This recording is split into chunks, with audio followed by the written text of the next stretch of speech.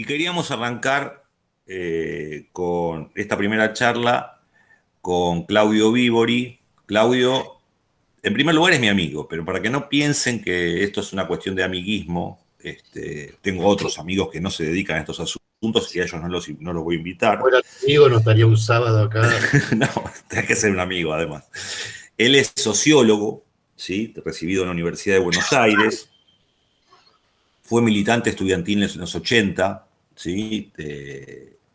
Militó en esa época de la primavera democrática fuertemente. Él es fundador de FM La Tribu.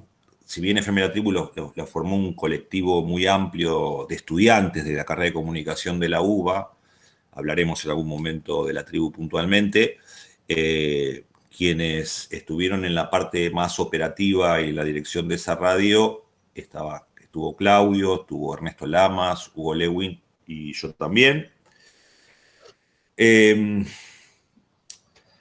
Fue uno de los muy importante, Claudio, en la refundación de Farco en el año 1992. Farco se había diluido y ahí cumplió un papel muy importante Claudio también, como miembro de La Tribu, con Néstor Busso, con Damián Loretti, que también participó en esa ocasión. Y Farco inició un camino, reinició un camino que había estado cortado con anterioridad. Además, Claudio fue director adjunto de la Radio Ciudad de Buenos Aires, en la época que quien gobernaba la Ciudad de Buenos Aires no era ni Macri ni el PRO, sino Aníbal Ibarra, y acompañó, hace unos años, sí, acompañó a Juan Alberto Badía y a Carlos Ulanowski dirigiendo tanto la AM de la ciudad como la FM 2x4. Fue uno de, esto no, digo, siempre me gusta pensarlo, no lo sabe mucha gente, pero fue él el que empezó a romper las guindas con la radio pública, porque después vino lo de Radio Nacional, pero él empezó a romper las guindas con el tema de la radio pública, ya en la radio de la ciudad, por aquel entonces, y es un crédito que obviamente habitualmente no se le otorga, pero bueno, yo aprovecho que lo conozco y lo hago. Actualmente él está trabajando en la Defensoría del Público, del Público en la Ciudad de Buenos Aires, en el grupo de capacitación que trabaja centralmente con pueblos originarios y con radios comunitarias en general en todo el país. Viaja permanentemente, el año pasado no por la cuestión de la pandemia, pero viaja permanentemente para capacitar a los proyectos nuevos de radio. Además, en su condición, en los últimos años tuvo que enfrentarse a las políticas macristas y le tocó la desgracia de ser delegado de ATE justamente ahí, cosa que lo involucró en una tarea gremial. Bueno, digo, ahí pinto más o menos un perfil de Claudio en varios aspectos. Tiene un solo problema, que es hincha de Boca, pero bueno, ya lo fuimos asumiendo con el paso del tiempo y eso no se puede resolver porque son cuestiones identitarias. La idea que Claudio hoy nos cuenta un poquito... Siempre con la clase obrera. La idea que Claudio hoy nos ponga un poco un marco. En general, en las radios comunitarias siempre estamos pensando cómo las financiamos, que se nos rompe la computadora, que se nos rompe la antena, que nos entran a robar los equipos, pim, pam, pum. Pero a veces perdemos un poco de perspectiva de ver un proceso de cómo estamos nosotros en nuestro país, pero también en vinculación al mundo y a qué proceso se fue dando a lo largo del siglo XX para el surgimiento de estas radios, no solamente mirándonos el ombligo a nuestra radio, a nuestra región, a nuestra región latinoamericana, sino también un poco un panorama más general.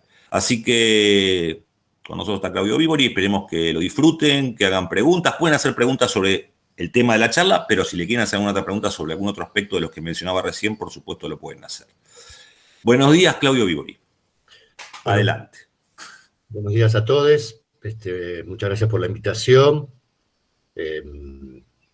Obviamente que saludo la iniciativa de la diplomatura. Ojalá que en un momento se transforme en una maestría. Creo que debería ser, no es una sugerencia, digamos, pero acompañaría, digamos, que la experiencia de la diplomatura se transforme quizás en lo que sería seguramente la primera maestría en comunicación comunitaria o popular, o alternativa. Es una necesidad. Y por otro lado, también creo que podría ser de alguna manera el cierre de una historia conflictiva entre el campo académico y las experiencias de comunicación popular, no solamente en el caso de la Argentina, sino en América Latina, una relación muy tensa durante mucho tiempo. No creo que en el encuentro de hoy podamos, en todo caso, abordar ese vínculo. Pero bueno, me parece que es una iniciativa muy interesante, si no, no estaría hoy un sábado de esta hora, digamos, conversando con ustedes, digamos. Y más a través de esta virtualidad, digamos, que es bastante incómoda, y especialmente para el campo de la comunicación popular, digamos, donde, entre otras cosas, el cara a cara es una de las marcas o de una de las huellas culturales del campo, digamos, ¿no?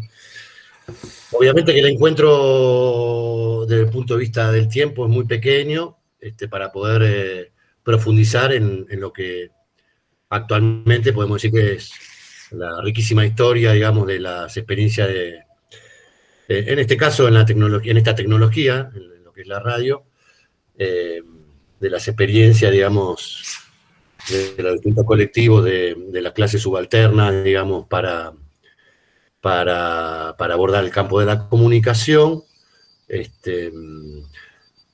Un campo muy rico en la región, en América Latina, digamos, pero también muy rico en el resto del mundo. Para empezar, digamos, vamos a arrancar, digamos, de manera muy general, digamos, no haciendo una historia de la radio.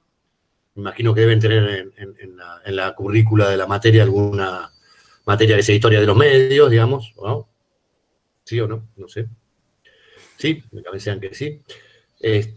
Y a medida que yo voy desarrollando lo que pensé para compartir con ustedes, obviamente que si hay alguna cosa que yo no me estoy explicando bien o quiere profundizar, me interrumpen sin ningún problema. No hace falta llegar al final de mi intervención para recibir las preguntas. Lo primero que, digamos, de alguna manera para no contradecir, digamos, pero por lo menos para marcar este vínculo amoroso que seguramente muchos y muchas de los que estamos acá tenemos con la radio, como artefacto cultural, algo que después voy a trabajar, digamos, es que salvo la imprenta, el resto de las tecnologías vinculadas al campo de la comunicación fueron productos de las necesidades de las industrias técnico-militares, digamos, de los países centrales, digamos, ¿no? Todas, la televisión, internet, las redes, etcétera. Eso es un dato, digamos, a tener en cuenta. Es decir, que el surgimiento de la radio, digamos, no fue producto de necesidades, digamos, de vincular, digamos, a las sociedades o a los integrantes de las sociedades, sino que formó parte de las estrategias geopolíticas de los países centrales, digamos, a finales del siglo XIX, a principios del siglo XX. Y al inicio del desarrollo de esta tecnología se da una fuerte disputa, básicamente en lo que era, digamos, la potencia hegemónica a nivel mundial, Inglaterra, con la potencia, digamos, que la iba a reemplazar después de la segunda posguerra, digamos, ¿no? Ahí se da una disputa fundamentalmente vinculada al tema de la patente de esta innovación tecnológica entre Estados Unidos y Gran Bretaña, y el desarrollo, digamos, de esta tecnología tuvo fuertemente que ver, digamos, con dos modelos de capitalismos que tienen aspectos diferenciales, perdón, lo que es el capitalismo europeo, con un fuerte rol, digamos, del Estado, porque el Estado surgió antes que el mercado, con las características, digamos, del capitalismo americano, digamos, donde de alguna manera el mercado se constituyó previamente al Estado, digamos, ¿no? No vamos a profundizar ahí, pero bueno, la historia, digamos, de ambos países así lo manifiestan. Por lo tanto, tenemos que el impulso del desarrollo de esta tecnología en la mayoría de los países europeos fue producto de la iniciativa de los estados, y en el caso de los Estados Unidos, fue iniciativa de mercado, digamos, y así lo decidió el Estado americano. Digamos. Eso es el primer dato que hay que tener en cuenta, porque de alguna manera eso va a definir las características, entre otras cosas, digamos, de los contenidos, digamos, de la radio europea con respecto a la radio de los Estados Unidos, digamos, ¿no? Ahí tenemos, digamos, ya lo que podemos definir como dos modelos radiofónicos, digamos, el modelo público estatal de la mayoría de los países europeos, con el modelo de la radio privada comercial de los Estados Unidos. Digamos. Y en el caso de Europa, el modelo de la radio público estatal, digamos, fue monopólico casi hasta los años 70, que se empezó a transformar la legislación en dichos países, y se abrió, digamos, la licencia, digamos, al mercado privado, al mercado privado comercial, digamos. Esto es interesante en términos de lo que nos interesa a nosotros en el encuentro de hoy, que tiene que ver con el surgimiento de un tercer modelo, que tiene diversas formas de nombrarlo, este tercer modelo. Esto mucho tiene que ver con las culturas regionales o las culturas locales, digamos, de cada uno de los países. En general, digamos, en el campo académico, en los últimos años hay como cierto consenso de hablar, de nombrar de tres formas este tipo de experiencias: radio comunitaria, radio popular o radio alternativa,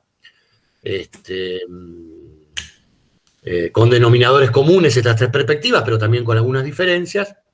Pero, digamos, como decíamos antes, hay otra forma de nombrar estas experiencias. Alguna vez una investigadora brasilera, que no sé si me voy a acordar el nombre, escribió un artículo, digamos, y creo que ya daba cuenta de más de 40 formas de definir este tipo de experiencia, digamos, ¿no? Les puedo nombrar algunas: radios participativas, radios culturales,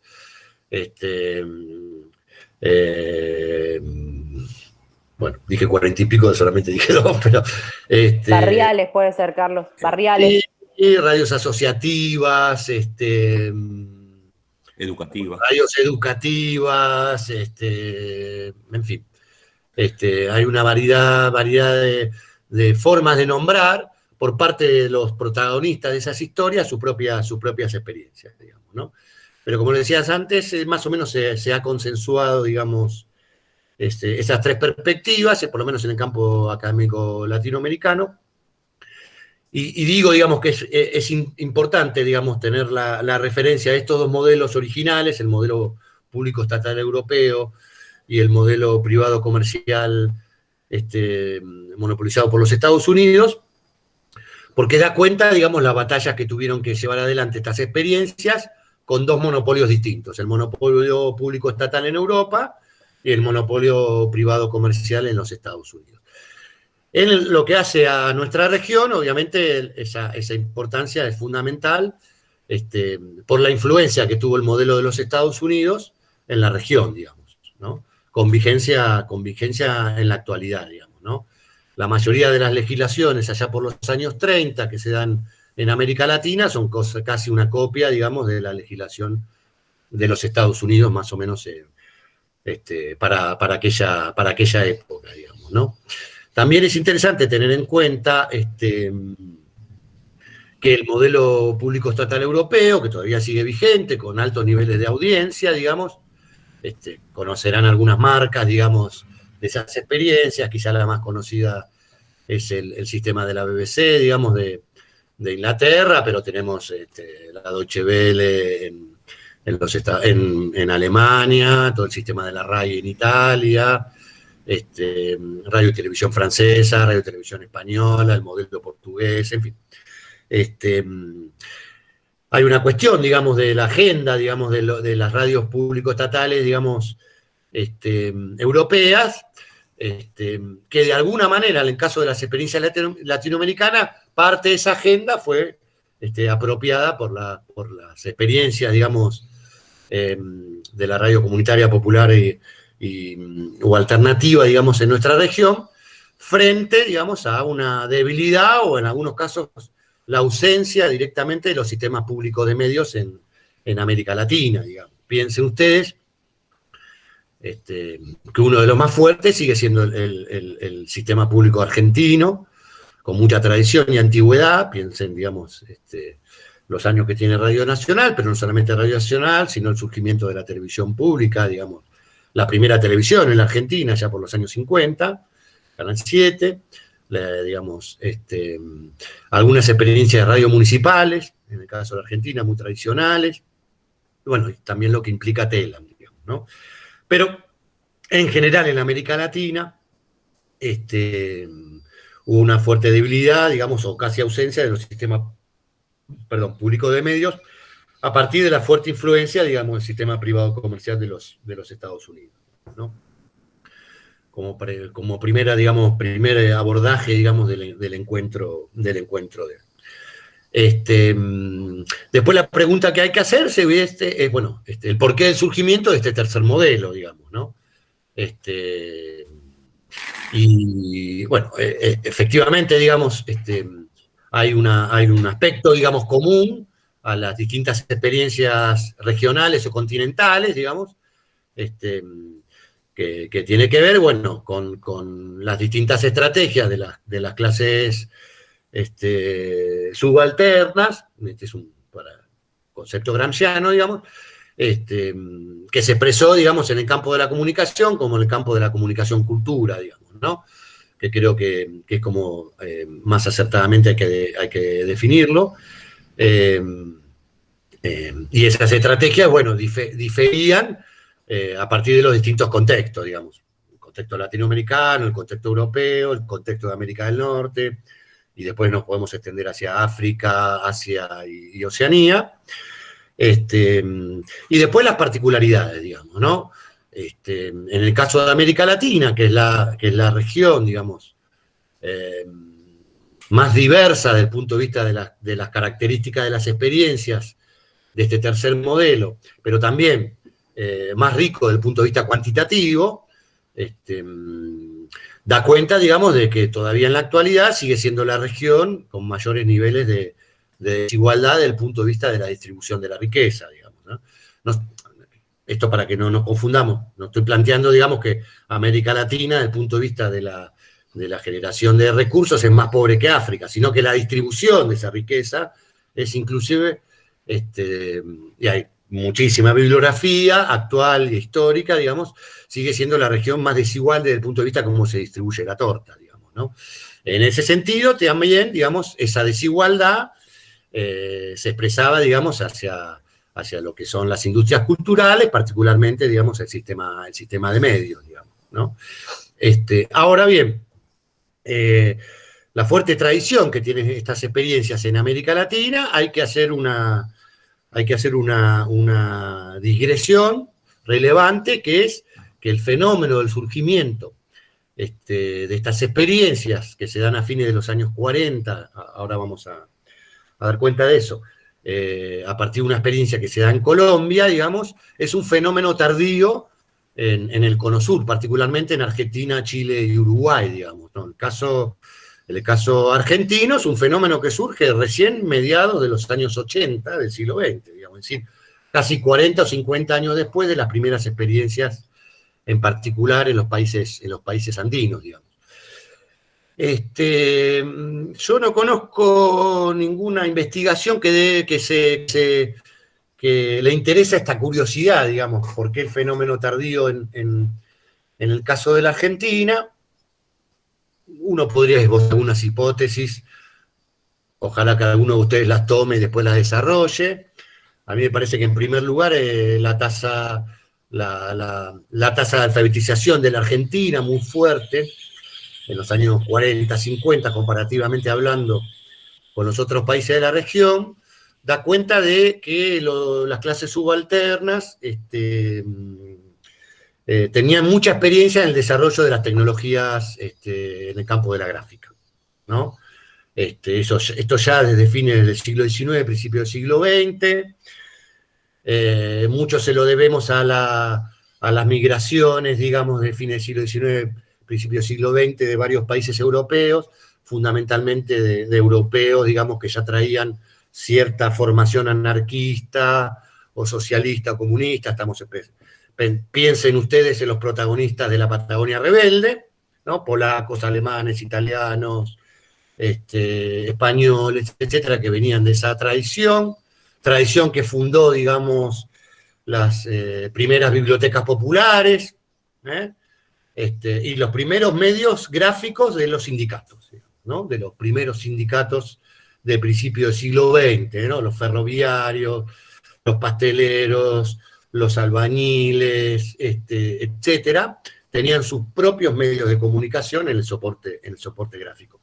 Esto sumado, digamos, a lo que les planteaba antes, la fuerte tasa de alfabetización. Un tercer aspecto, digamos, el sistema público de medios, débil, en el caso argentino, comparado con los países europeos, pero fuerte comparado con los países de la región. Y el último aspecto muy relevante en esta hipótesis que podemos estar ensayando de por qué el fenómeno fue tardío en el caso de la Argentina, y me animo a decir de Uruguay y de Chile, con tasas de alfabetización también similares, superiores, obviamente, a partir de la fortaleza del sistema público, educativo, digamos, de nuestro país. Un menor impulso de la Iglesia Católica en el desarrollo de las experiencias radiofónicas comparado con el impulso que sí le dio la Iglesia Católica a estas experiencias en el resto de la región. Cuando ustedes piensen en la historia de la radio popular, comunitaria o alternativa en América Latina, un actor fundamental, les guste o no nos guste, digamos, fue la Iglesia Católica. Como les decía antes, el fenómeno, digamos, de lo que hoy sí podemos hablar como movimiento, el movimiento de la radio popular alternativa y comunitaria, me refiero a movimiento, digamos, no solamente por la densidad, ¿no? Cuantitativa y cualitativa de estas experiencias a nivel mundial. Hablamos de movimiento porque ya hace muchas décadas estas radios, digamos, han tenido capacidad de articular, digamos, ¿no? De articular entre sí a través de redes locales, de redes nacionales, de redes regionales y de redes mundiales, digamos, ¿no? Piensen ustedes que la primera red regional a nivel mundial la tenemos en América Latina, en el año 73, que se funda ALER, en la ciudad de Quito, en la capital del Ecuador, digamos, promovida por la Iglesia Católica. ALER, las siglas significan Asociación Latinoamericana de Educación Radiofónica, ahora vamos a entender por qué. Y después tenemos la Asociación Mundial, AMAR, que se funda en el año 85, digamos, ¿no? Por eso podemos hablar, digamos, del movimiento de la radio comunitaria, digamos, ¿no? Bien, entonces cuando nos metemos a hacer historia, digamos, tenemos que plantear que la primera región que empieza a desarrollar estas experiencias tibiamente, en principio a partir de fines de los años 40, empieza también a desarrollarse allá por los años 70, aunque había experiencias anteriores, digamos, en América del Norte. En Europa se da fundamentalmente a partir del post-Mayo francés, estamos hablando allá por los años 68, 69, del siglo pasado, del siglo XX, y ya más tardíamente empiezan a haber experiencias africanas, asiáticas, y en Oceanía, fundamentalmente en Australia, digamos, ¿no? En el campo académico, digamos, hay cierto consenso, digamos, de que el puntapié o la primera experiencia, digamos, que tomamos como punto de referencia del surgimiento de este tipo de radio, digamos, de este tercer modelo, digamos, como lo venimos planteando, es una experiencia que se da en una zona rural, en Colombia, se llama Sutatensa. En el año 1947, la historia dice que cae a esa zona rural, digamos, un sacerdote español, católico, que se llamaba José Salcedo, con la tarea, obviamente, de evangelizar, digamos, a los campesinos y campesinas. y se encontró con una dificultad, digamos, que la mayoría de los campesinos y campesinos no sabían leer. Entonces, estas cosas raras, estas químicas raras que se dan en la historia, digamos, posiblemente siempre con algo de mitologización, digamos, ¿no? Pero con datos reales concretos, que justo este cura también tenía un hermano, digamos, que era técnico electrónico, y a partir de ese intercambio, teóricamente, digamos, surgió la iniciativa de por qué no alfabetizar a través del uso de la radio, digamos. Y entonces se montó una amplitud modulada, piense que en esa época todavía la tecnología de la frecuencia modulada no existía, y a partir de esa iniciativa, el curita, digamos, pensó que el proceso de alfabetización iba a ir común por un tubo, pero se encontró con otra dificultad, digamos, ¿no? Propia de la realidad latinoamericana. La dificultad económica de los campesinos de comprar los radioreceptores, digamos, ¿no? Entonces, ahí también, no conozco a partir de qué iniciativa, me imagino que habrá buscado financiamiento de la propia iglesia, etc. El tipo empezó a comprar receptores, digamos, para las familias campesinas. Con un detalle interesante, digamos, ¿no? Que da cuenta, digamos, que la búsqueda de hegemonía, ¿no? Aunque no se conozca la palabra, digamos, siempre está presente en cualquier iniciativa, digamos, el tipo le selló en el dial la frecuencia de su radio. Sacerdote, digamos. Entonces, no había alternativa que escuchar la radio sutatensa, digamos, ¿no? ¿Por qué se toma como referencia, digamos, a este modelo, a esta primera experiencia, como el inicio, digamos, de la gran historia, de la fantástica historia de estas experiencias radiofónicas? Es porque se incorpora un contenido, ¿no? El contenido educativo que no existía en la radio privada comercial latinoamericana. Porque la lógica, digamos, no le voy a explicar acá, digamos, la lógica, digamos, de la radio privada comercial es la lógica del capital, digamos, ¿no? Entonces, la incorporación, digamos, del contenido educativo, digamos, a las transmisiones, porque pues había, obviamente, música, noticias, todo lo que tiene que ver, digamos, con la agenda de una radio, digamos, se piensa en esta experiencia como la primera, la que de alguna manera desata lo que es ya, a partir del éxito de la experiencia, la intromisión, digamos, de la Iglesia Católica en impulsar esta tecnología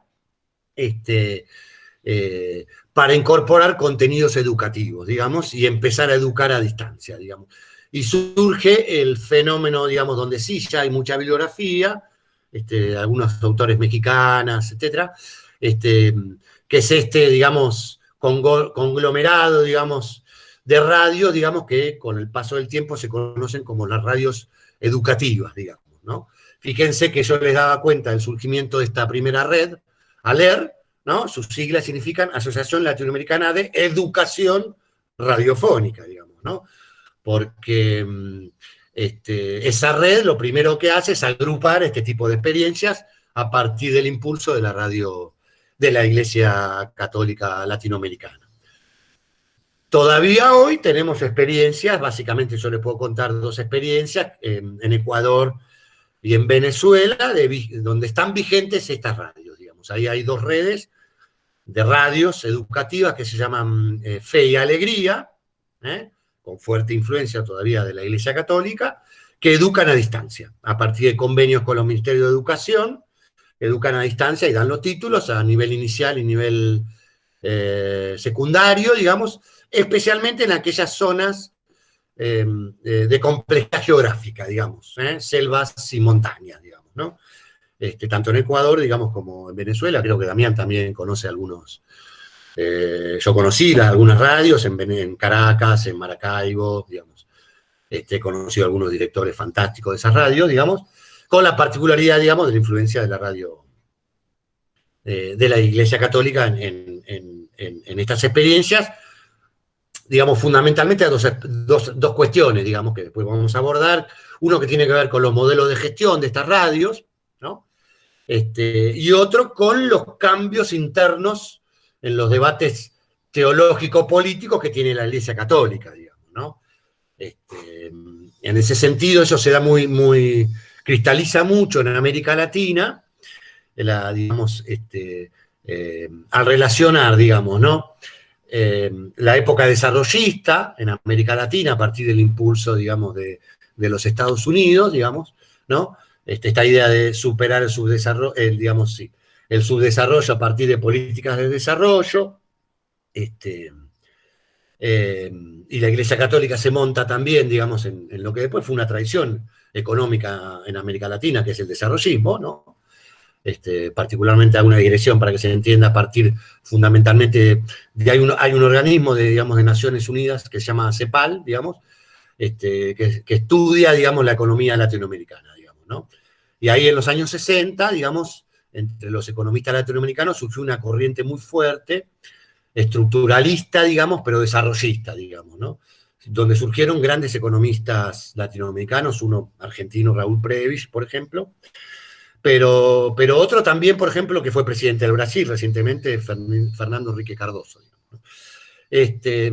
Bueno, esa corriente tuvo mucha influencia, digamos, inicialmente, digamos, pensando, digamos, que a partir de políticas activas por parte del Estado capitalista se podía superar el subdesarrollo, y después propio de los fines de los años 60, 70, muy vinculado, digamos, al clima de época, digamos, hacen un giro hacia la izquierda y plantean claramente que la única forma de superar el subdesarrollo en América Latina es a partir de un Estado socialista, digamos, ¿no? Propio de los años 70. Bueno, volvemos, digamos, a estas radios educativas. Bueno, la experiencia efectiva, digamos, del proceso de alfabetización que logra el sacerdote Salcedo ahí con Radio Sutatensa, además de incorporar esta novedad de contenidos educativos en la radio latinoamericana, le incorpora otra cosa, digamos, que es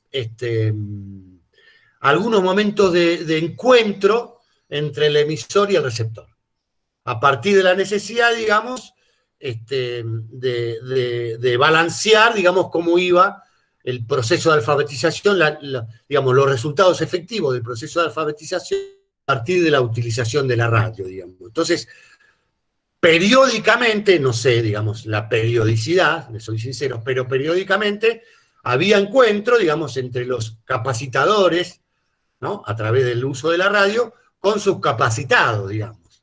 Y entonces, de alguna manera, un encuentro entre el emisor y los receptores, un encuentro de intercambio, ¿me explico? ¿No? Que es una de las características, ya vamos a ver, digamos, de la radio popular, alternativa o comunitaria, digamos, ¿no? Este primer desarrollo, digamos, impacta sobre otros usos de la radio, de la tecnología, a partir de estrategias o necesidades de los sectores populares. Y entonces empiezan a aparecer las primeras experiencias, por un lado, de radios rurales, es decir, radios campesinas, por ejemplo, en Colombia, en Venezuela, México y otros países de Centroamérica, y también las primeras radios indígenas, digamos, ¿no? Fundamentalmente en esos países, ¿no? Venezuela, Colombia, Ecuador, Perú, y después Centroamérica, fundamentalmente en México, digamos. Y ya en los años 50, pasados los años 50, la primera experiencia muy tibia, digamos, en los últimos días del proceso de toma de poder por parte, digamos, de los revolucionarios cubanos, digamos, el uso también para fines político-militares de esta tecnología, digamos, ¿no? Radio Vencerem, digamos, Radio Rebelde en Cuba, que siempre el mito también dice que fue una idea del Che Guevara, digamos, todas las buenas ideas en Cuba siempre fueron del Che Guevara.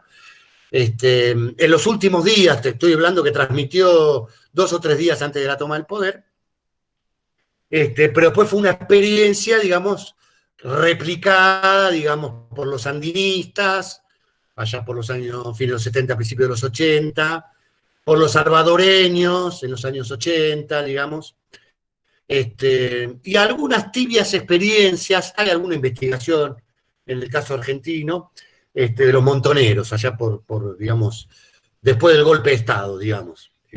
Después del golpe de Estado. Yo me acuerdo, que no sé si en el 76 o en el 77, yo recién estaba en primer año del secundario, estar viendo la televisión y que las imágenes se interrumpían no me acuerdo qué decían, pero sé que era de los Montos, que algo decían, no sé si transmitía las cosas. Duró muy poco. Hay un compañero, yo no me acuerdo, Damián se debe acordar, digamos, que daba clase con nosotros, ya me acuerdo, Carlos Rodríguez Esperón, que estaba investigando algo sobre ese uso, digamos, de esta tecnología. Sí hay bibliografía de las experiencias de las radios sandinistas y una bibliografía, un libro muy, muy lindo, muy interesante, de Radio Venceremos, digamos, ¿no? De José Ignacio López Vigil, digamos. Y después hay una experiencia muy rica, muy acotada en el tiempo y muy acotada a un solo país, que se produce a fines de los años 40, por el 47, 48, hasta el 63, 1963, año que nací yo, 1964, muy estudiada internacionalmente, que se conocen como las radios mineras bolivianas. Que en su época de esplendor hubo más de 30 emisoras, digamos, ¿no? Una experiencia muy, muy interesante. Hay muchas investigaciones al respecto. Y también hay una historia de una radio, a ver si me acuerdo, también escrita por José Ignacio López Vigil, que en realidad es muy interesante porque es una radio católica, que la iglesia, digamos, monta para combatir, ¿no? Precisamente las experiencias, digamos, de las radios mineras bolivianas, porque le afanaban los feligreses, digamos, y que después, con el paso del tiempo, se transforma en la principal radio minera boliviana. Se llama Radio Pío XII, todavía sigue vigente y tiene ahora, creo, tiene hasta varias repetidoras. Métanse en esas experiencias, si quieren yo les cuento algo, pero muy interesante, esta radio minera boliviana, donde la radio privada comercial argentina mucho tuvo que ver en esa experiencia de Radio Pío XII, ayudando, digamos, a lo peor de la Iglesia Católica, digamos, para combatir a las radios mineras bolivianas, porque en ese momento el sindicato minero boliviano, ahí respondo una pregunta de Facundo Vázquez, que son los feligreses, poca formación católica del compañero, a diferencia de Damián y yo, que hemos sido formados inicialmente por la Iglesia Católica. Yo después me formé con otras iglesias no católicas. Pero digo, hemos aportado, digamos, Decí que era el feligrés para Vázquez. Los feligreses son, digamos, los militantes pasivos de la Iglesia Católica, digamos. Militantes pasivos de la Iglesia Católica, no los activos, digamos, los seguidores. Los seguidores que van cada tanto, digamos, no los que van todos los días, no, que van cada tanto, digamos.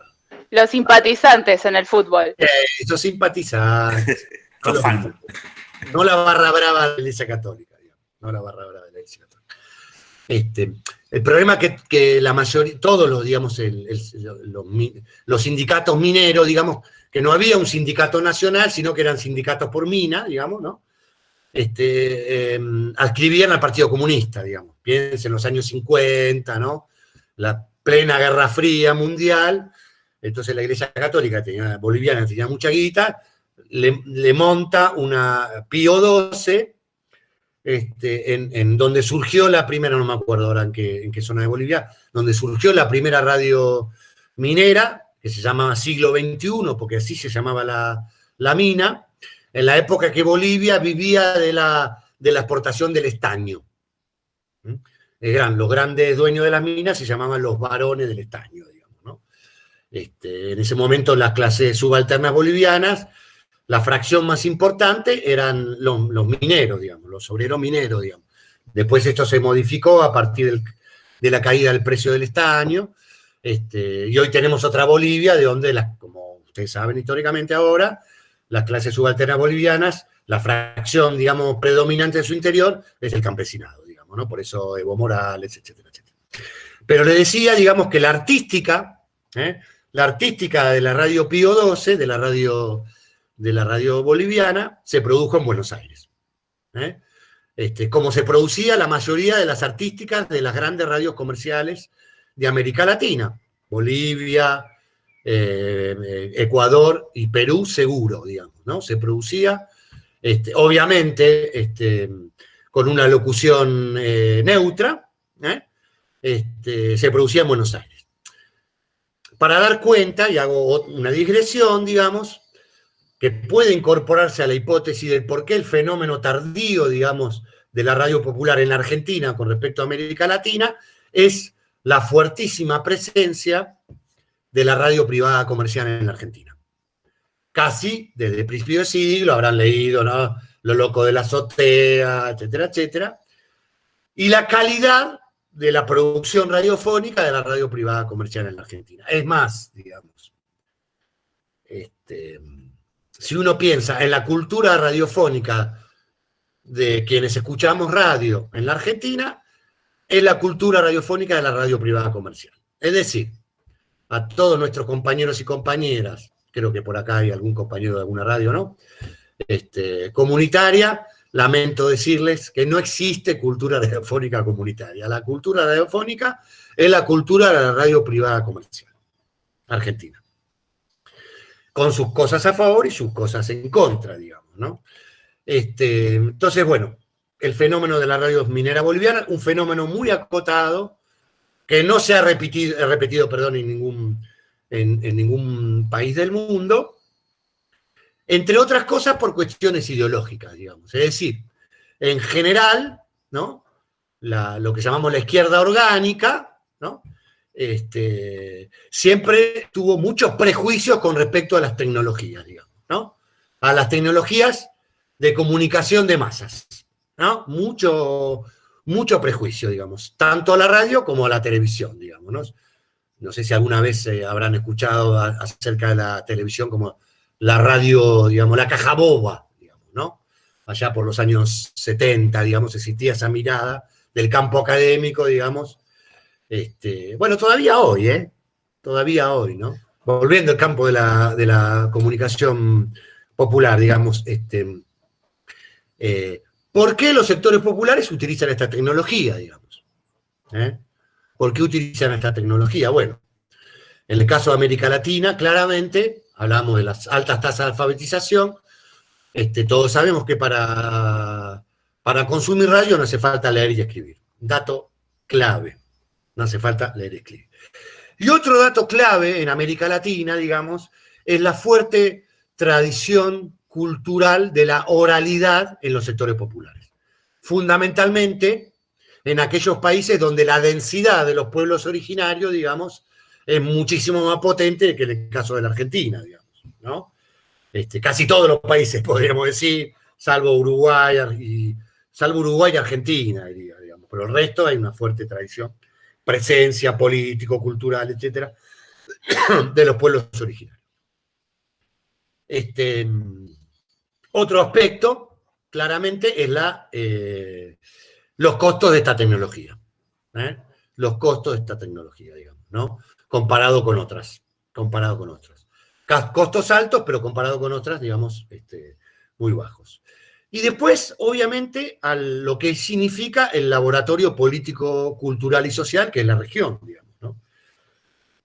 Un laboratorio permanente, digamos, de surgimiento de alternativas contrahegemónicas o que se intentan convertirse en contrahegemónicas, a diferencia de otras regiones del mundo, digamos. Piensen ustedes que, digamos, cuando las experiencias, digamos, político-militares de la guerrilla, tanto urbanas como rurales, digamos, era casi una pieza de museo, en el año 94 te surge el Ejército Zapatista de Liberación, digamos, año 1994, digamos, ¿no? O te aparece una fuerza política muy rara, como es el PT en Brasil, que surge a partir del movimiento obrero, pero tiene la capacidad, por lo menos sus primeros años, digamos, la capacidad de articular a distintos sectores de izquierda, inclusive al trotskismo, en una misma fuerza política, ¿no? Con elecciones internas, etcétera, etcétera, etcétera. Bueno, después todos los fenómenos que ustedes quieran, digamos, llevar adelante desde la primera revolución negra en Haití y para acá, digamos, ¿no? Eso también mucho tiene que ver en el impulso de este tipo de experiencias en la región. Ahora bien, en general, el desarrollo de la radio, a partir de la experiencia colombiana hasta acá, digamos, surge en zonas rurales y semirurales. Eso es un dato que hay que tener en cuenta a partir de las características, digamos, de la estructura económica, digamos, de estos países, a diferencia, por ejemplo, del caso de la Argentina, digamos, un país, por lo menos con un proceso de semi-industrialización, ya a partir, bueno, de lo que ustedes estudiaron en economía, del proceso de sustitución de importaciones, allá a fines de los años 30, a principios de los años 40, etcétera, etcétera. Un movimiento sindical fuerte y unificado, a diferencia de la fragmentación del resto de los países de América Latina, y una clase obrera sólida,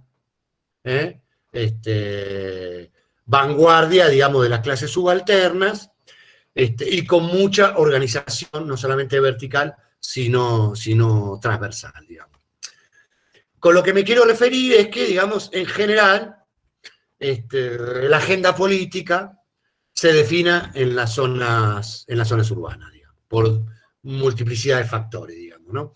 Entonces, cuando empieza a surgir, digamos, la radio popular, comunitaria, alternativa, ya en las zonas urbanas, y no me refiero solamente a la Argentina, sino a toda la región, digamos, ya la disputa de agenda y de audiencia, digamos, empieza a ser un poco más interesante.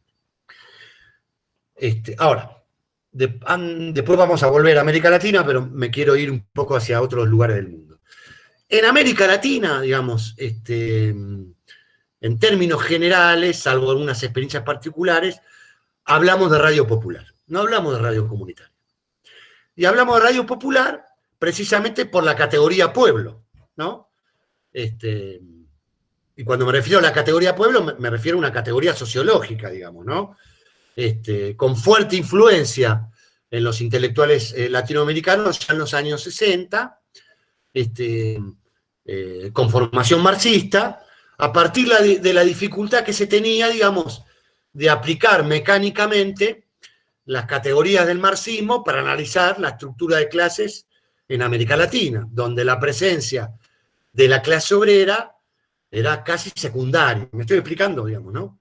Entonces, aparece la necesidad, que ya, digamos, un marxista peruano, en los años 20 y 30, Mariátegui, había empezado a utilizar para analizar, digamos, las clases subalternas peruanas, fundamentalmente compuestas por campesinos indígenas, desde la estructura, digamos, desde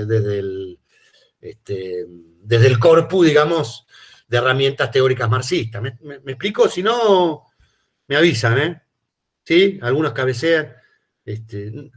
Allá Marcelo, digo, porque no tienen por qué saberlo estos chicos, digamos, tiene que ver con información sociológica, digamos. Léalo a Mariátegui, muy interesante, muy interesante. Entonces, la categoría pueblo aparece como categoría para el análisis, digamos. Obviamente, una categoría, como toda categoría en términos metodológicos, no tan exhaustiva como la categoría clase social, pero más pertinente para analizar, digamos, el quilombo social, salgo un poco del campo académico, que era América Latina y que sigue siendo América Latina, desde el punto de vista de una investigación de la estructura de clases, digamos, ¿no? Obviamente que en esto mucho más tuvo que ver la intelectualidad, digamos, de izquierda, marxista y no marxista, no alineada en los partidos comunistas o socialistas de la región, que sí hicieron un análisis casi mecánico, ¿no?, en trasladar las categorías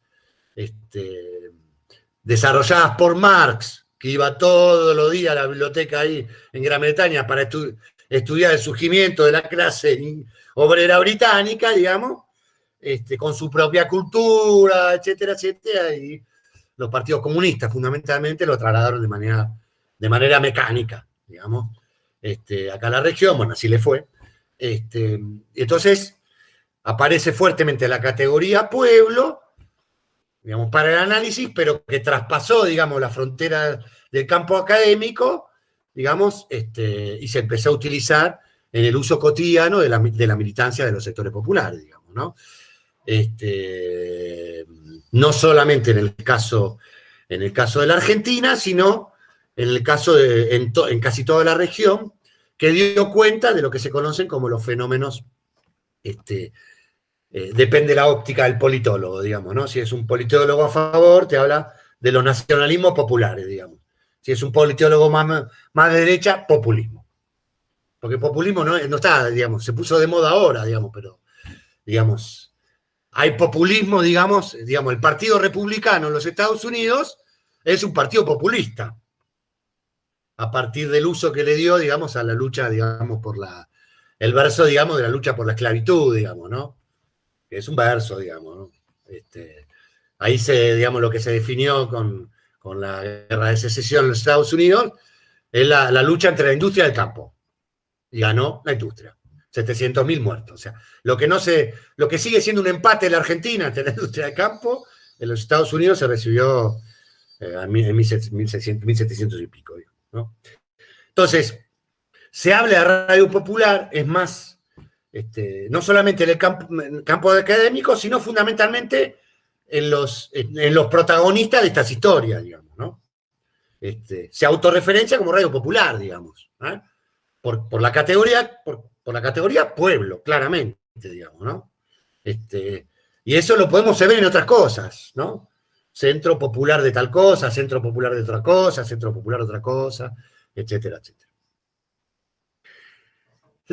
Digamos, la noción de radio comunitaria surge en América del Norte, fundamentalmente en Canadá y los Estados Unidos. Fuertemente en Estados Unidos y Canadá, digamos, ¿no? Porque viene con la idea no de pueblo, sino más de la idea de comunidad, a partir fundamentalmente de que fueron dos países, después que liquidaron, digamos, a los pueblos originarios, constituidos fuertemente a partir de masivos procesos de migración.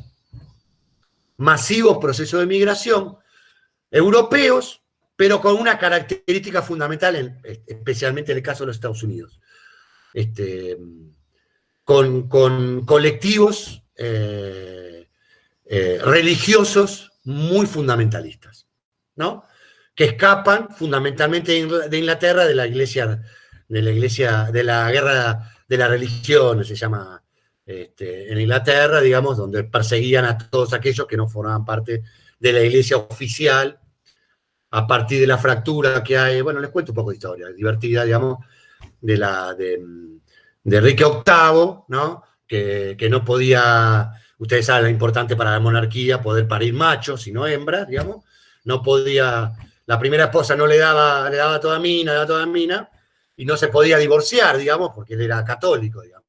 Hace una gestión con el Vaticano, le cortan el rostro y dice, bueno, muy bien, armo yo mi propia iglesia, yo soy el jefe, y ahí empieza toda una persecución, digamos, a todos aquellos que no respondían a esa lógica, y muchos empiezan a migrar a los Estados Unidos, fundamentalistas. Bueno, y ahí surgen los mormones, bueno, todo lo que saben, digamos, ¿no? Entonces la idea de comunidad es muy fuerte, ¿no? De comunidad es muy fuerte en los dos países. Y entonces la autopercepción de las primeras experiencias en los Estados Unidos y fundamentalmente Canadá es de autodenominarse radio comunitaria, digamos, ¿no? Para abordar además distintas comunidades, digamos, ¿no? Hay experiencias todavía hoy al aire, digamos, por ejemplo, en Montreal, digamos, de radios comunitarias que transmiten en 10, 15, 20 idiomas distintos, digamos, porque en su propia comunidad tenés migrantes chilenos y argentinos, vietnamitas, las comunidades de los pueblos originarios, chinos, coreanos, etcétera, etcétera, etcétera. En el caso de los Estados Unidos, la primera radio comunitaria, por lo menos que uno puede tener en cuenta, digamos, con vigencia actual, es una radio que surge en Los Ángeles, o sea, en la costa oeste de los Estados Unidos, que sigue al aire. Ahora es una radio muy importante, tiene varias radios en otros estados. Es Radio Pacífica, ¿no? Y esta radio surge a partir, digamos, de dos movimientos, digamos, ¿no? El movimiento pacifista, digamos, o sea, que estaba en contra, digamos, del ingreso de los Estados Unidos a la Segunda Guerra Mundial, que era un movimiento muy fuerte, ideológicamente medio confuso, ¿no? Porque ahí estaba, digamos, los sectores de los Estados Unidos que les resultaba muy simpático Hitler y el nazismo. Piensen en Henry Ford, por ejemplo, el dueño de la Ford, digamos. Con la familia, digamos, que habían mandado a sus hijos a la Primera Guerra Mundial, digamos. Y también, digamos, el surgimiento allá por principios de los años 50, de lo que después se conoció como el movimiento Beat. Que después ese movimiento Beat deriva, digamos, es como la raíz de lo que después se conoció como el hippismo, digamos. El movimiento hippie en los Estados Unidos, que es un movimiento muy interesante, digamos, ¿no? O sea, acá, digamos, bardeamos a la gente, digamos, es vago, es un medio hippie con odio, etcétera, pero fue un movimiento muy potente, culturalmente, pero políticamente también. Es más, se constituyó el partido hippie en los Estados Unidos, que se presentaba en las elecciones, muy vinculado también al surgimiento del rock, de la liberación sexual, del uso de las drogas y de la lucha, digamos, en contra de la guerra de Vietnam, ¿no? Ya entrando en los años 60, digamos, ¿no? Hay una película ahí, digamos, yo le recomendé a Damián, que le gustó también, que está en Netflix, que se llama Los Siete de Chicago, ¿no? Que está basado en hechos reales. Véanla, es interesante, digamos, los debates políticos, digamos, allá por los años 60 en los Estados Unidos, que más allá de los prejuicios, por lo menos que yo he tenido durante muchos años con respecto a los Estados Unidos, la verdad que tiene una historia política muy interesante, digamos. Muy interesante, ¿no? Muy interesante. En muchos sentidos, digamos. Bueno, de toda esta movida, digamos, surge Radio Pacífica. Después el movimiento negro también tiene algunas experiencias, ya entrado en los años 70, 80, en algunas grandes ciudades, fundamentalmente en Estados Unidos. Si ven la primera película del director negro Spike Lee, que se llama, ayúdame, Damián. Haz lo correcto. Haz lo correcto, que es básicamente es un día, ¿no? También es un día, 24 horas, 48 horas, digamos, en el Bronx, sí. En Harlem, perdón. Hay un momento también que hay una imagen de una radio, digamos, de una radio alternativa. Conduce Samuel Jackson. Ahí está. Muy joven. Muy interesante. Ahí hay como un flashback ahí muy rápido, casi de un DJ, pero porque está parado, creo que me acuerdo, digamos. Bajando línea, digamos, obviamente vinculado a la cultura afro. Y hay la influencia de un partido político muy importante en esa época, que eran los Panteras Negras, digamos. Partido negro muy radical, muy ligado a Malcolm X, pero con lecturas marxistas, etc. Después nos vamos a Europa, que es donde surge la noción de... Una cosa quería decir, Claudio, te interrumpo un segundo. Para esto que planteaba Claudio de lo comunitario en Canadá, en Estados Unidos, nosotros lo podemos replicar acá en la Argentina con los hospitales, ¿no? El hospital italiano, los clubes de fútbol, ¿no? Tenemos desde el Deportivo Paraguayo hasta un montón de hospitales, el hospital español, el hospital británico, el hospital alemán, digamos, que de algún modo representan en nuestra cultura y a través del sistema de salud esa lógica comunitaria. De hecho, se lo sigue denominando hospitales comunitarios, más allá de que hoy por hoy reciben afiliados de cualquier origen, pero digo, es quería trazar ese paralelo. Y no solamente en el campo de la salud, en el campo del deporte, en el campo cultural, digamos. la comunidad judía ha tenido un fuerte impulso, digamos, desde el punto de vista cultural. Otros países, otros migrantes europeos, como croatas, eslovenos, etcétera. Pero bueno, hago una digresión. Hay muchas perspectivas para abordar la noción de comunidad, ¿no? Perspectivas ya desde el campo de la filosofía, el campo de la sociología, etcétera. Y hay, digamos, lo que sí podemos dividir sin ser muy binario, digamos, hay prácticas comunitarias cerradas y hay prácticas comunitarias abiertas. Y eso, bueno, lleva mucho. Cuando hablamos de la radio comunitaria, estamos hablando de una perspectiva comunitaria abierta, no cerrada, digamos. Bueno, si ustedes piensan los problemas actuales, digamos, bueno, históricos, pero actuales, digamos, de la migración de los países africanos, ahora no hay tanta noticia, pero sigue habiendo quilombo, digamos. En Europa, bueno, ahí se dan cuenta las reacciones de una comunidad que se cierra frente al temor al otro. Acá hay, bueno, leer todo el fenómeno de la otredad, digamos, ahí, bueno, los antropólogos y antropólogas saben mucho de ese tema, digamos, bueno, o sea, el cuidado que me trae el otro, ¿no? Culturalmente, cómo me va a dañar, bueno, todo eso. Y después están perspectivas comunitarias abiertas, digamos, ¿no? Que ven la integración con otras comunidades como una riqueza, digamos, la riqueza de la diversidad, del encuentro, etcétera, etcétera, digamos, ¿no? Tener en cuenta eso. Saltamos en Europa, donde el monopolio, digamos, como hablábamos al principio del encuentro de hoy, el monopolio era el público estatal, pero a diferencia de un monopolio privado comercial, digamos, inclusive hasta la propia legislación de los sistemas públicos europeos, digamos, la agenda era más plural, digamos, ¿no? En términos de contenido, digamos, porque hacer una radio pública, digamos, tu agenda, digamos, debía tener en cuenta a cada uno de los colectivos, clases sociales, llamémoslo como quieran, digamos, integrados a esa programación. ¿Me explico? Porque de alguna manera la radio popular o comunitaria o alternativa en América Latina, en algunos casos, no en todos, pero en algunos casos, ocupaba el lugar de un medio público, desde el punto de vista de incorporar a su agenda de contenidos los contenidos de las minorías, que no se expresaban en la radio privada comercial. Queda claro esta diferencia sustantiva, digamos. Entonces, el fenómeno de la radio alternativa, vamos a llamarlo europeo, digamos, es mucho más tardío a partir de la fuerte influencia de los sistemas públicos, digamos. Hubo experiencias también de uso político-militar, por ejemplo, de la resistencia, de la resistencia española, después del triunfo del franquismo, en el 37 creo, pues, creo que sí, 37, 38, no me acuerdo, digamos, donde hay una resistencia de guerrilla, digamos, rural en España, y hay algunas experiencias, digamos, de uso de la radio, muy tenue y que rápidamente desapareció. Lo mismo durante la Segunda Guerra Mundial, pero experiencias muy, muy leves, con poca influencia, etc.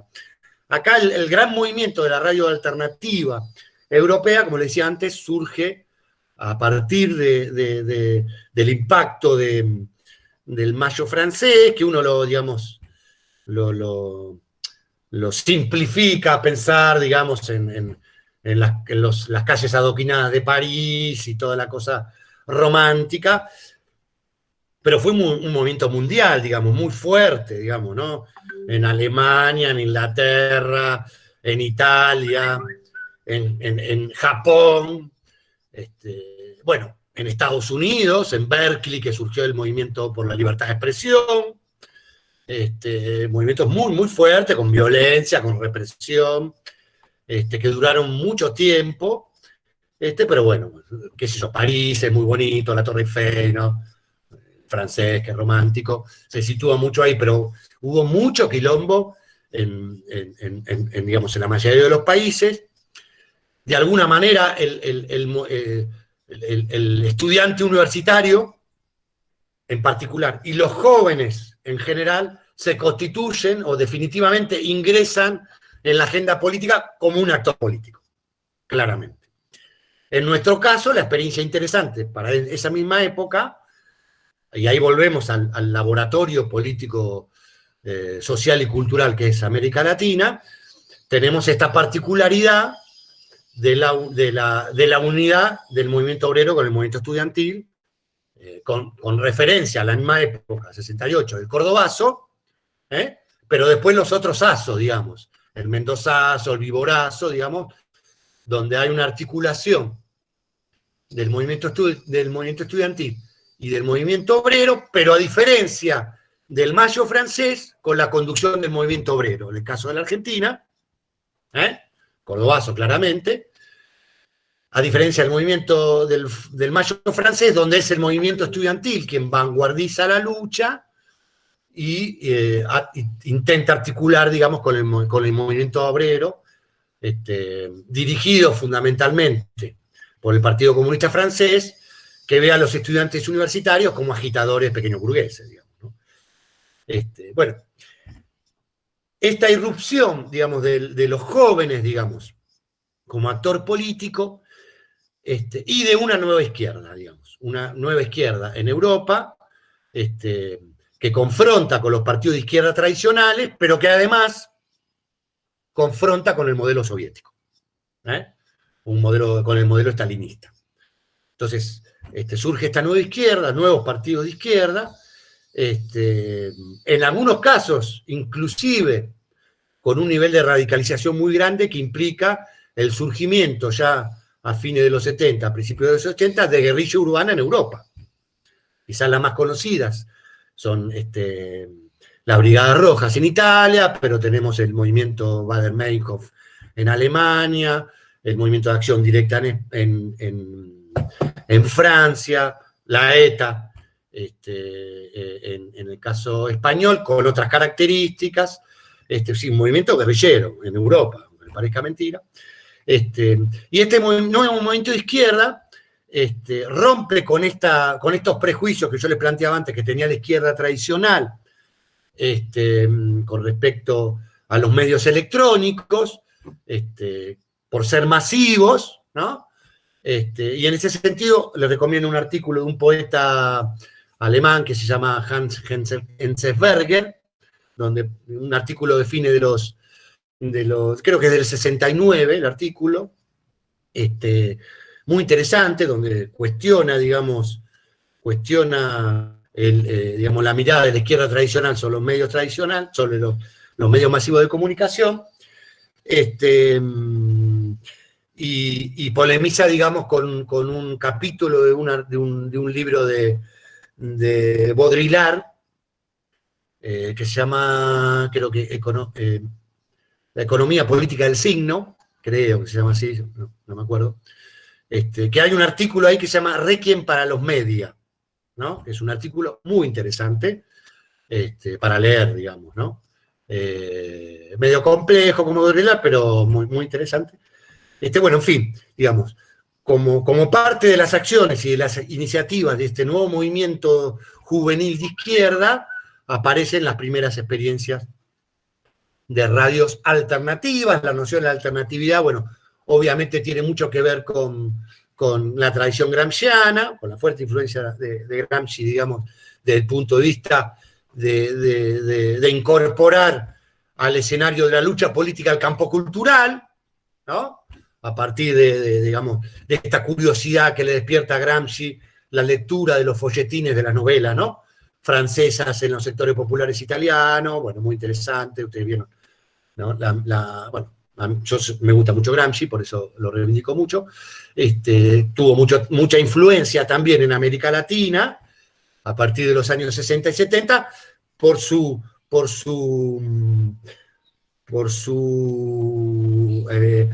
interpretación, digamos, de la caja de herramientas marxistas, y darle una mayor flexibilidad a esas categorías. Fíjense que él habla de clases dominantes y de clases subalternas, no está hablando de clase obrera, de burguesía. Empieza a haber una flexibilidad, digamos, ¿no? Por su lucha, ¿no?, ideológica y teórica con el determinismo economicista marxista, digamos, que decía, bueno, si hay crisis económica, estamos 2 pasos de la revolución. cosa que en Europa demostró que no fue así. Y empiezan entonces en Francia, en Inglaterra, en Irlanda, en Alemania, en España, en Portugal, en Italia, digamos, el movimiento de la radio alternativa europea, muy rico, muy interesante, con muchos aportes. Hay mucha bibliografía, hay artículos de Umberto Eco, de esa época, muy interesantes. Hay artículos si me acuerdo, de un par de intelectuales franceses también, postestructuralistas, ya me voy a acordar. Y hay hasta 2 películas ficcionadas, digamos, de 2 experiencias muy distintas, pero muy interesantes. Una de lo que fue la primera radio alternativa europea, que fue en Inglaterra, fue muy interesante, y ahí viene la noción de alternativa a la BBC, que era una radio que transmitía desde un barco fuera de las aguas jurisdiccionales de Gran Bretaña para que no puedan decomisar los equipos. Yo no la vi, la película, hace 2 o 3 años salió la película. ¿Cómo alternativizaba esa radio? Pasaba rock and roll. Que la BBC no pasaba. Pasaba música clásica, folclore británico, jazz, etc. Y entonces ya tenemos la primera banda, estamos hablando de fines de los 50, principios de los 60, aquellos que sean amantes del rock, ya saben la movida fuerte que había en Inglaterra, digamos, ¿no? Creo que esa radio se llamaba Radio Pirata, ¿no? Que es otra denominación que después con el paso del tiempo muchas radios se autodenominaban de esa manera. Y después hay una experiencia muy loca, muy acotada en el tiempo, muy loca, pero digo positivamente, que es Radio Alice, en Bolonia, la ciudad roja en Italia, ciudad roja por la tradición del manejo, digamos, de la alcaldía, digamos, de Bolonia por parte del Partido Comunista Italiano, la primera universidad, la universidad más antigua del mundo, que es la Universidad de Bolonia. Y ahí surge Radio Alice, haciendo referencia a Alicia en el País de la Maravilla, digamos, ¿no? Hay mucha bibliografía sobre esa radio, una radio que no tenía programación, que digamos, los micrófonos estaban abiertos para cualquiera que pasaba por la radio, se sentaba y decía lo que se le antojaba. Una radio muy influenciada, digamos, por todos los intelectuales que tuvieron un papel muy activo durante el Mayo francés, ¿no? Foucault, Derrida, Marcuse, bueno, donde se incorporaba toda estrategia en contra, bueno, que fue parte, digamos, de lo que, digamos, alguna vez algún escritor, no me acuerdo ahora, planteó una cosa muy interesante sobre el Mayo francés, dijo, fue la única revolución que no triunfó, pero que influyó más que algunas revoluciones que triunfaron. Es interesante eso, especialmente en todo lo que tiene que ver con los discursos, con una variedad de discursos anti cualquier instancia de dominio. No solamente el dominio tradicional del capital sobre el trabajo, sino cualquier relación de dominio, digamos, ¿no? ¿Y por qué surge la universidad? Bueno, precisamente por el dominio en la relación educador-educando, digamos, ¿no? ¿No? Todo lo que plantea, digamos, Foucault de la disposición espacial, cómo eso reproduce la dominación. Bueno, un poco ahora, ¿no? Yo hablando y ustedes escuchando, digamos. Un poco eso. Entonces es una radio muy, digamos, donde se trabajaba mucho el tema del deseo, la sexualidad, la droga, o sea, romper con cualquier relación de dominio. Hay un intelectual que surgió de esa experiencia, aunque era muy joven, que hoy tiene un tipo muy disruptivo. Nosotros con Damián lo conocimos, tuvimos la posibilidad, que es un italiano que su seudónimo es Bifo, Berardi es su apellido, y ahora trabaja mucho, digamos, sobre el tema de la infosfera, de la militancia en las redes, bueno, un tipo muy interesante, cada tanto viene de la Argentina, tiene mucha bibliografía, creo que por internet pueden sacar mucho PDF, complejo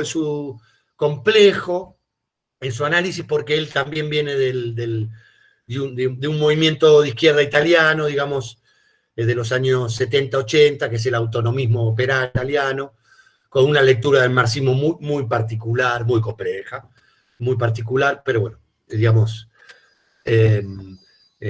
ahonden sobre esa experiencia porque es muy interesante, digamos, ¿no? Un dato de color, pero para que vean, digamos, la lógica de esa radio, digamos. Todos los días sí te decían dónde se vendía la cocaína, la marihuana, la calidad, el precio, todo, digamos, ¿no? Y estaba muy ligada, digamos, al movimiento de lo que se conocen como los centros culturales italianos, digamos, ¿no? Digamos, que el movimiento de las fábricas recuperadas en la Argentina mucho tuvo que ver con esas experiencias italianas de ocupar fábricas abandonadas, ¿no? Y armar centros culturales, digamos. Yo tuve la posibilidad de conocer varios en Italia que siguen vigentes, donde hay de todo, hay radio, hay teatro, hay plantaciones de marihuana, bueno, toda una movida súper, súper interesante, digamos, vinculado a eso. Bueno, hay radios anarquistas, hay radios feministas, hay radios del movimiento LGTBQ, digamos, hay experiencias increíbles de todo tipo, y después tenés radios, como Radio Popular de Milán, ¿no? Que es una radio muy, muy antigua, creo que se fundó a fines de los 60, principios de los 70, que es primera en audiencias en el estado de Milano. Y es una cooperativa de periodistas, así surgió, a partir de hay un atentado, digamos, en una estación ferroviaria, a fines de los 60, que, bueno, todo el aparato de medios y el Estado, digamos, acusa a la izquierda, y fue toda una movida de los servicios de inteligencia. Muchos periodistas de la gráfica, de grandes medios gráficos, digamos, se dan cuenta de la operación, renuncian a sus medios y fundan esta radio, ¿no? Como una cooperativa. Yo tuve posibilidad de conocerla, es un monstruo la radio, tiene como 6 estudios, qué sé yo, y es interesante porque es una radio que desde bueno, no sé, en esa época, ahora no sé, desde las 6 de la mañana hasta las 22 horas es noticia. Va a la pelea de la información. Es súper periodística. Y después la 22 se convierte en una radio, podríamos decir, fuertemente ligada al movimiento antiglobalización. Programa de música latinoamericana, de reggae, cuando estaba el zapatismo, programa de zapatismo, bueno, etcétera, etcétera, etcétera. Muchos latinos haciendo radio en esa hora, latinos migrantes que están en Radio Popular, Milán, etcétera. Después hay otra radio también en Italia muy interesante, que está en Brescia, está cerquita ahí de Milán, que se llama Onda d'Urto, que digamos, la traducción sería las ondas del mar. Esa es una radio anarquista, ¿no? Esa no produce publicidad, no está de acuerdo con emitir publicidad, todo un discurso anarquista, y hace una movida una vez al año, que dura 15 días para recaudar fondos, que yo tuve la suerte, como estaba ahí, justo estaba la movida, y me hice amigo de un politólogo italiano que me llevó, que es como, conocen, bueno, conocen no, pero habrán leído de Woodstock, el festival, digamos, bueno, lo más parecido a Woodstock que yo vi en mi vida, digamos, ¿no? 15.000 personas durante 15 días que vienen de todos los países de Europa, porque ya se instaló como una cuestión cultural, escenario de música de heavy metal, de música folclórica italiana, otros de música latina, de toda diversidad, charlas, debates todos los días. Ahí conocí la fortaleza del movimiento feminista italiano, el movimiento LGTB, bueno, restaurantes de comida natural, y con eso recaudan. Y todo el mundo drogado, todo el mundo drogado, todo. Ahí con hash, no con marihuana, pero todo el mundo drogado. Para entenderlo, ¿viste? Me invitaron a hablar con unos italianos, filósofos, mi papá era italiano, yo entiendo un poquito, y no les entendía nada, así que tuve que lamentablemente consumir un poco para todo esto está grabado, ¿no? Bueno, después editen. Si no, no entendía un carajo, imagínense, filósofos italianos me estaban explicando la política italiana, no Casaubon. Y ahí empecé a entender un poco.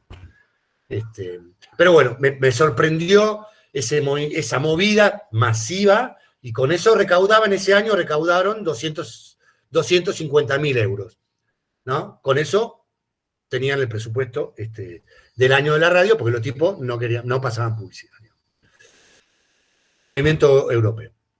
Ya tenemos una solución, ya tenemos una solución cuando no hay Fomeca, ¿no? Ya sabemos. Bueno, vamos por ahí. Hay que pedirle a Alberto que despenalice, digamos, el consumo. Bueno, en México ya la Cámara de Diputados, ¿no? Lo aprobó, ahora pasa al Senado. Sí, la verdad que es un absurdo, digamos. Más allá, si nos metemos en el debate, hay un montón de... Siempre lo pensé... Ya saltaron todos. Mirá, no estás viendo el chat, Claudio, pero ya hay varios interesados. La clase fue una mierda, pero con estos... No, la clase fue espectacular, dicen los pibes. No sabe la onda del profesor. Claro. Vamos a México, ahí te ponemos. Sí, vayan a México, vale la pena. México también tiene un movimiento de radios de putísima madre. Bueno, en el resto de las regiones fue un movimiento impulsado fundamentalmente por AMARC, ¿no? Me estoy refiriendo a las experiencias en Australia, a las experiencias en África, ¿no? Que no hay en todos los países. Bueno, África es un quilombo, chicos. Es muy complejo.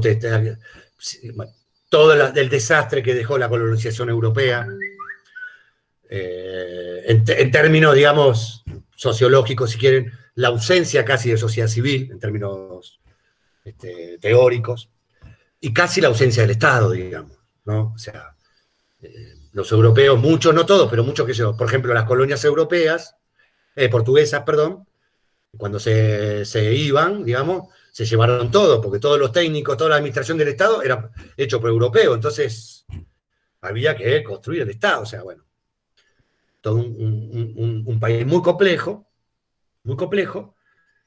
pero aparecen experiencias interesantes. Y han aparecido experiencias interesantes. Por ejemplo, Sudáfrica, ¿no? En un encuentro que yo participé de AMARC, en Dakar, la capital de Senegal, en África, vieron esta cosa que siempre algunos, a mí no me cae muy bien, pero bueno, a veces no deja de tener realidad.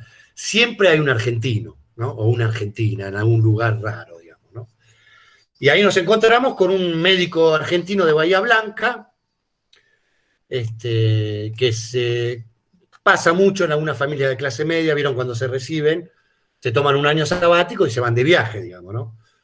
En mi caso y en el Damián, que veníamos no pasó, digamos, teníamos que laburar. Así que, pero bueno, este pibe que no me acuerdo, divino, era de apellido vasco, bueno, se fue a recorrer Europa, se quedaba con poca guita, decía, bueno, ¿a dónde voy? Y pasaje de ida, se mandó a Sudáfrica, pleno apartheid todavía. Un tipo que no tenía tradición política ni nada por ahí, bueno, se empezó a mamar la situación, médico, se unió al Congreso Nacional Africano, que era la fuerza política, digamos, de distintos partidos políticos que encabezaba Mandela, y no sé cómo apareció la idea, que se empezaron a y él participó activamente, a armar radios móviles, ¿no? Sobre combis. Me cuento que él me contaba que él iba en una combi de la Volkswagen, la tradicional Volkswagen, ¿no? La típica de los hippies en Estados Unidos, ¿no? Con el símbolo de la paz y todo eso. Y iban a los distintos pueblos y a través de la radio, su rol era contenidos para la comunidad negra vinculadas a la salud. Política de prevención, vacunación, y así surgió la radio comunitaria en Sudáfrica, ¿no? Experiencia de puta madre. Él se quedó, después yo perdí contacto, se quedó, se casó con una negra, está viviendo en Sudáfrica seguramente. Creo que fue funcionario del Ministerio de Salud en el primer gobierno de Mandela, y así surgió la radio comunitaria en Sudáfrica, digamos, ¿no? Pero bueno, hay en Senegal hay radios comunitarias, pero, digamos, con la inestabilidad propia del continente, ¿no? Con la inestabilidad propia del continente. Y en Australia, bueno, obviamente comunidad, digamos, angloparlante, digamos, también hay mucha influencia de los comunitaristas británicos e irlandeses, digamos. Ahí sí, lo que podemos decir, que la radio comunitaria australiana está fuertemente vinculada a los pueblos originarios de Australia, digamos, ¿no? Que uno lo ve acá Australia como, te venden como el modelo de la sociedad perfecta, con los originarios, ¿viste?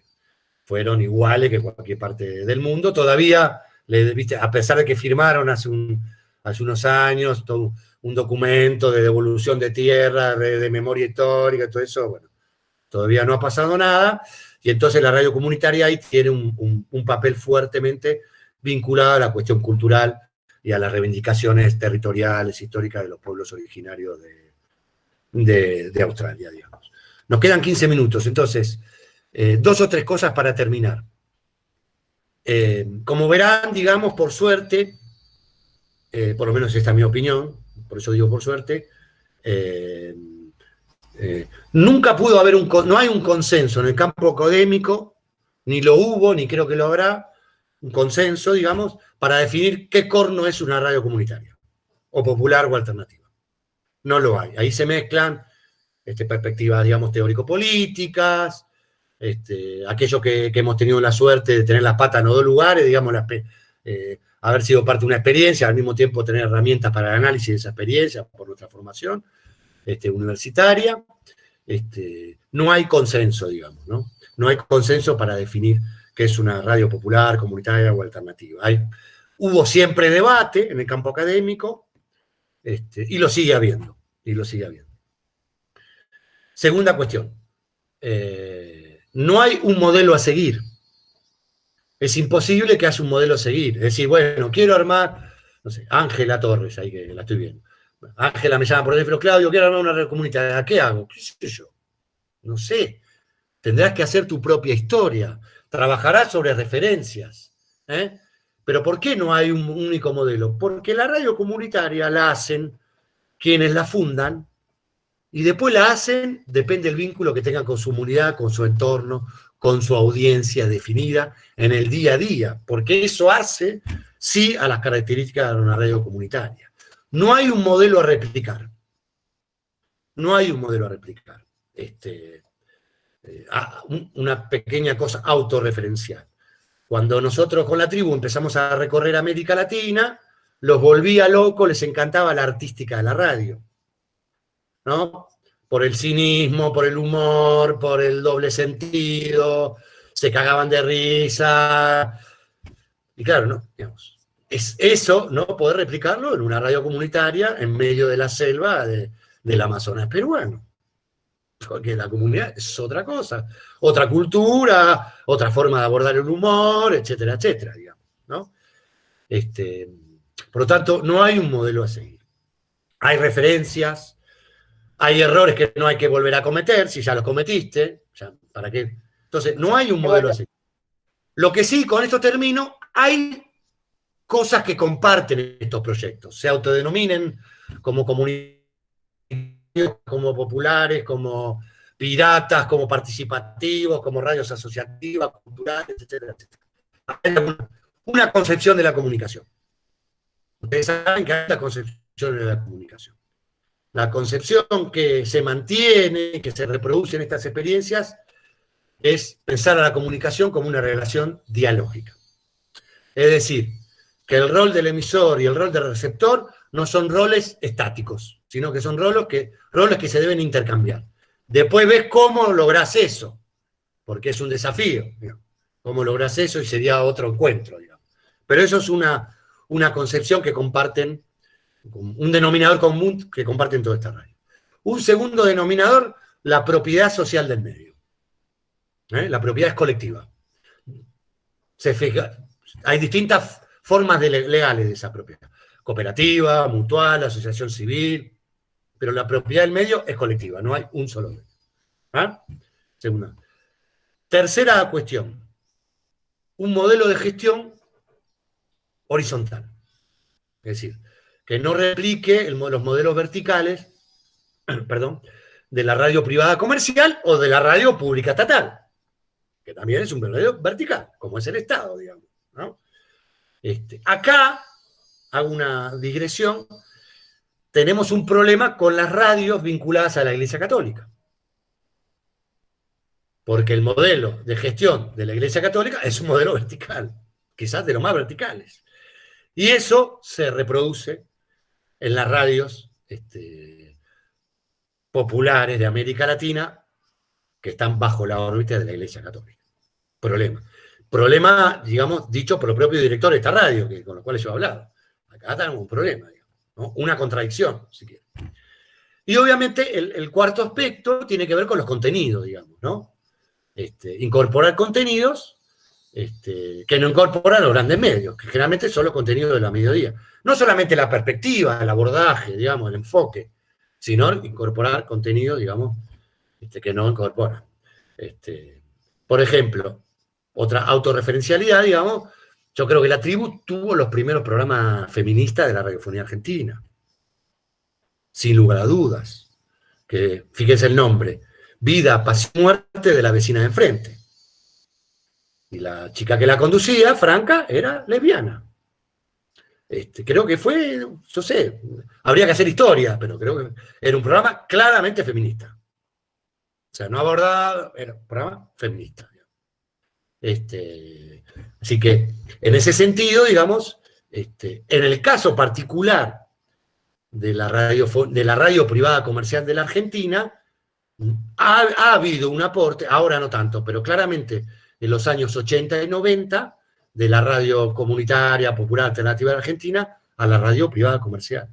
No solamente en algunas estéticas, en el animarse a algunas estéticas, ¿no? Que quizás inicialmente las podemos encontrar en la experiencia de apenas 2 años de Radio Bangkok, en la Rock and Pop, que duró eso, sino en la incorporación a la radio privada comercial de compañeros y compañeras que hicieron su experiencia en la radio alternativa, digamos, ¿no? Hay muchos nombres conocidos, desde Leo Pergolini hasta Saborido, para dar unos ejemplos. Bueno, 12 menos 5, el cálculo, el docente, ¿no? Así que bueno, espero más o menos haberles abierto, lo importante, por lo menos haberles abierto la curiosidad, ¿no? De que hayan quedado curiosos en algunas de las cosas que les pude comunicar, mezcla entre algunos conceptos más teóricos con algunos ejemplos y algunas anécdotas personales que siempre vienen bien, aunque a uno le cueste ser autorreferencial, pero bueno, tengo 57 años ya, así que puedo contar algunas cosas de mi vida porque las he vivido, otras no se las conté porque son más complicadas, pero ojalá la curiosidad de poder indagar a través del trabajo en la diplomatura en algunos de estos aspectos que implique un aporte al campo académico, pero que también pueda implicar un aporte a algunas de estas experiencias, especialmente las experiencias que están ahí en el entorno de la universidad, que me ha contado Damián. Yo conozco algunos de nombre, me ha contado Damián que hay algunas experiencias muy interesantes ahí, y con muchos años de trabajo ahí en la zona, digamos, ¿no? Así que, bueno, eso. Y piensen que lo último que les digo, que era una discusión que teníamos nosotros con los diputados, ¿no? Que cuando íbamos a discutir sobre el tema de la ley y todo eso, ¿no? Ya en los años 80 y pico, no, a partir del año 90, eso me tocaba a mí además, ir a ver a los diputados. Bueno, que radio comunitaria estaba el prejuicio de que, bueno, era una radio chiquitita. Una chiquitita, ¿no? Y discutir eso, ¿no? Le metíamos ahí la discusión de la comunidad de intereses, ¿no? Comunidad de intereses. ¿Cómo comunidad de intereses? Sí, nosotros queremos hacer una radio para los jóvenes. Y hay jóvenes desde Ushuaia a La Quiaca, así que queremos una zona de cobertura nacional. Y ahí, viste, se les caía la estantería, digamos, ¿no? Así que, o sea, cada radio comunitaria tiene su propio proyecto político-cultural. Hay radios comunitarias, como yo conozco, en la Argentina, ¿no? Que lo único que les interesa es su barrio.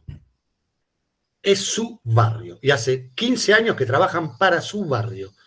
Y es una experiencia de puta madre, para su barrio.